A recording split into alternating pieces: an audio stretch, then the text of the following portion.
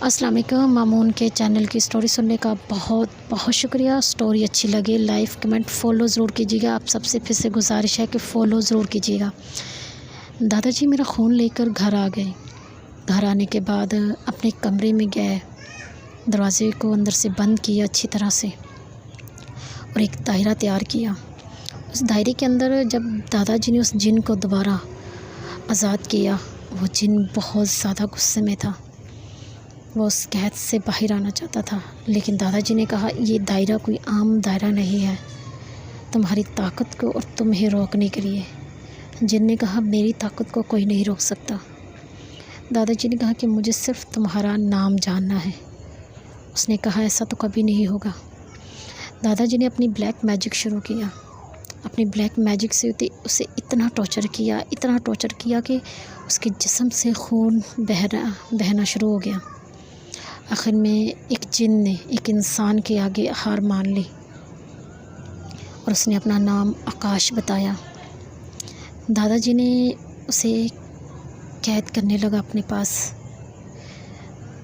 आकाश ने कहा, क्या आप मुझे कैद तो करने लगे हैं, चलिए मेरे कैद होने से पहले आपको एक सरप्राइज़ दे के जाऊँगा।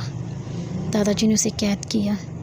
कैद करने के बाद दादाजी ने अपने कमरे की दाहिनी साइड पे एक खड्डा खोदा, उसके अंदर आकाश को कैद कर दिया और दरवाज़ा खोलकर उसने अपने जब दरवाज़ा बंद किया तो दोनों बहुओं को आवाज़ दी।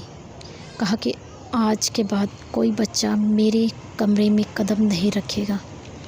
ये कहकर दादाजी हॉस्पिटल के लिए जाने लगे। हॉस्पिटल जाने के बाद मेरी मॉम की लाश मेरे डैड के सामने थी। दादाजी भी हैरान थे कि सब कुछ तो ठीक था, तो इससे क्या हुआ।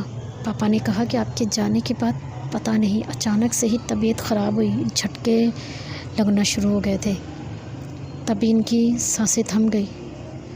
दादाजी ने अपनी बेटी से माफ़ी मांगी कि मुझे माफ़ कर दो। पापा ने दादाजी को धक्का देकर कहा कि आपकी गुरूर ने मेरी बीवी को मुझसे छीन लिया। आपके अंदर इतना गुरूर था कि